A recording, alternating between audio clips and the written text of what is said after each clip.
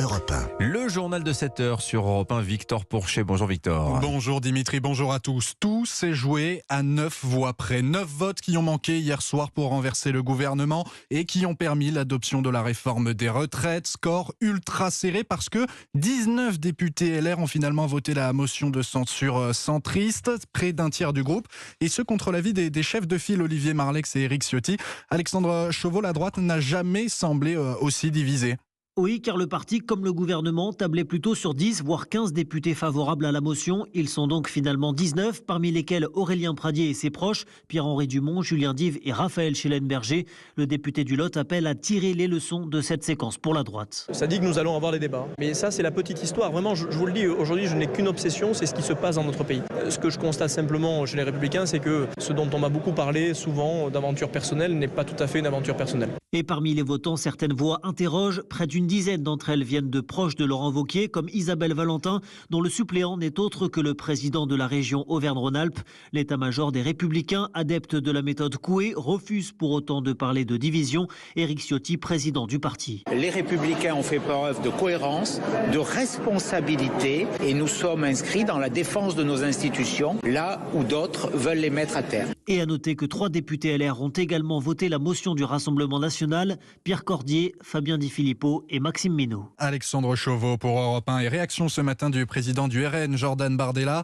Chez LR, il y a ceux qui pensent comme Macron et ceux qui pensent comme Le Pen, tranche-t-il chez nos confrères du Figaro. On en parlera évidemment avec l'invité d'Europe 1 matin tout à l'heure à 8h15, Marine Le Pen, la chef des députés Rassemblement national, au micro de Sonia Mabrouk. La réforme des retraites donc techniquement adoptée par le Parlement. Dans la rue, eh bien la rue c'est une nouvelle fois embrasée. Des manifestations dans plusieurs grandes villes de France hier soir, Strasbourg, Lyon, Nantes ou encore Rennes. À chaque fois, ces scènes de débordement entre affrontements avec les forces de l'ordre et dégradation. À Paris, des centaines de personnes étaient rassemblées aux 4 coins de la capitale. 171 ont été interpellés. Reportage Europe 1, Wilfried de Villers. Des manifestants qui crient leur colère, poubelles incendiées, barricades formées à la va-vite pour ralentir la riposte des CRS. Un peu partout dans la capitale, les mêmes scènes se répètent. Younes est écœuré par l'adoption de la réforme des retraites. On crie des choses qui sont dures à entendre, mais pour moi c'est juste le reflet de la colère des Français. Et c'est ça, il faut qu'on nous entende. Parce que si on ne nous entend pas cette fois, en fait juste en nous ignorant, et ça va juste empirer. Le jeune homme poursuit sa route rue de Rivoli, tirant une barrière au milieu de la rue. Paris, soulève-toi, crie un autre manifestant repris en chœur par des dizaines de personnes. C'est un peu un jeu du chat et de la souris qui se joue dans les rues de Paris alors que les CRS tentent de disperser ces cortèges spontanés. Un important dispositif sécuritaire est déployé place de la Bastille, objectif symbolique pour les manifestants. Aurore tente de rejoindre la place. Et je trouve la colère du peuple très juste ce soir. On a juste envie qu'elle soit entendue en fait. Et je pense que c'est maintenant qu'on se mobilise et qu'on ne peut plus attendre. Et cette enseignante l'affirme, elle descendra encore dans la rue jeudi. Nouvelle journée de mobilisation nationale.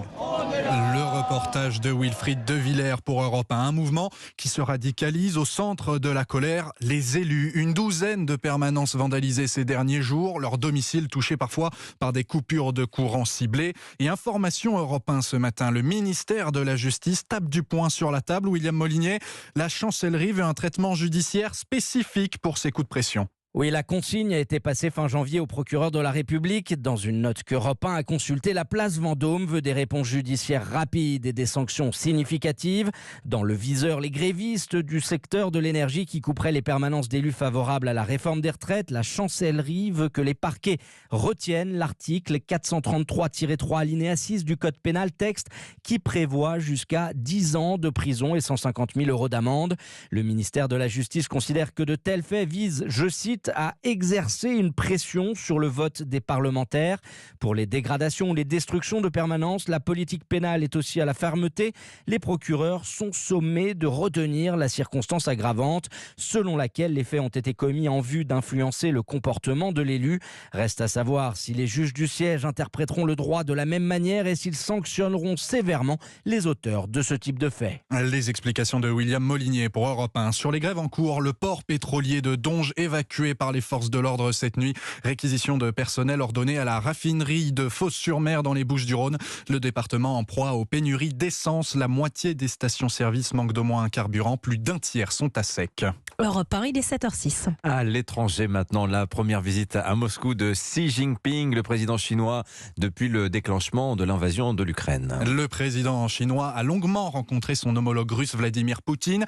Le conflit ukrainien, évidemment, au cœur des discussions. La Chine a présenté son plan de paix, pas taillé sur mesure pour plaire au Kremlin, qui voit une position équilibrée. Retour sur ces échanges avec le correspondant d'Europe 1 à Pékin, Sébastien Le Belzic. L'essentiel de la discussion, qui a duré 4h30, n'est pas sorti des murs du Kremlin. Mais les deux hommes semblent d'accord à peu près sur tout. La guerre en Ukraine, c'est la faute de l'OTAN. Le mandat d'arrêt pour crime de guerre lancé par la Cour pénale internationale contre Poutine est téléguidé, selon eux, par les Américains.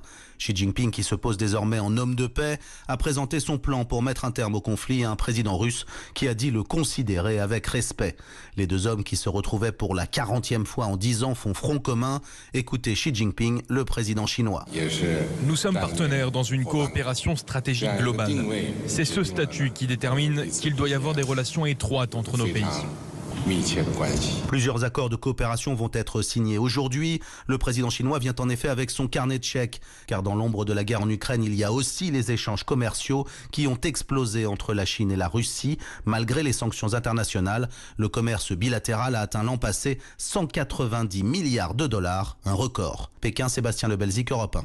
Et autre rencontre à venir aujourd'hui à Kiev. Cette fois, on a appris ce matin la visite surprise en Ukraine du Premier ministre japonais Fumio Kishida. Il sera reçu par Volodymyr Zelensky. Tiens, avant de passer à la suite de votre journal, Victor, information de dernière minute. On se demandait si et quand Emmanuel Macron prendrait la parole. Eh bien, c'est décidé. Le président de la République sera demain l'invité des journaux télévisés de TF1 et France 2 à 13h. 7h07, on part aux États-Unis avec cette question. Donald Trump va-t-il être arrêté aujourd'hui ? L'ancien président le dit en tout cas à qui veut l'entendre depuis plusieurs jours. En cause, un versement en 2016 de 130 000 $ pour acheter le silence d'une actrice porno qui racontait avoir eu des relations sexuelles avec lui. Donald Trump appelle ses partisans à manifester pour le défendre. Les souvenirs de l'assaut du Capitole remontent. Les forces de l'ordre se tiennent prêtes. En sport maintenant, Kylian Mbappé a intronisé nouveau capitaine de l'équipe de France de football. Par le sélectionneur Didier Deschamps lors du premier jour du rassemblement des Bleus hier. Mbappé, 24 ans seulement et successeur d'Hugo Lloris, une évidence pour l'ancien international et consultant foot d'Europe 1 Alain Roche. On a une pépite, donc autant profiter. Là, l'équipe de France, je trouve que c'est un bien pour lui. Parce que lui qui a un état d'esprit de soliste, mais là, il va falloir qu'il s'occupe des autres, qu'il soit à l'écoute de ses partenaires, qu'il montre l'exemple sur le terrain, mais pas que pour marquer des buts, mais aussi pour se mettre au diapason de l'équipe quand elle est en difficulté. Voilà, je trouve que ça peut être bien pour l'équipe de France, j'en suis persuadé, et pour lui aussi, pour peut-être avoir une maturité supérieure aussi dans la gestion du management et la gestion humaine. Kylian Mbappé, nouveau capitaine qui devra chapeauter des petits nouveaux, dont le Niçois Khéphren Thuram. Il rejoint son frère Marcus en sélection pour la première fois. Les deux fils de Lilian Thuram. En bleu, un Lilian Thuram, champion du monde 98, oui, mais papa avant tout. Et Marcus, regarde papa. Coucou. On est en retard, papa. Ouais, ça va. Allez, arrêtez. Voilà, bisous. Bonne journée. Les derniers au revoir On des dirait un départ en colo. C'est ça. Laisse-nous partir, papa. Et le prochain match des Bleus vendredi contre les Pays-Bas. On les verra peut-être sur le terrain. Voilà, ce sera à suivre évidemment sur l'antenne d'Europe 1, dans Europe 1 Sport, 20h, 23h, avec un invité exceptionnel ce soir dans Europe 1 Sport, le meilleur buteur de l'histoire de l'équipe de France, tout simplement, Olivier Giroud. Ne manquez pas.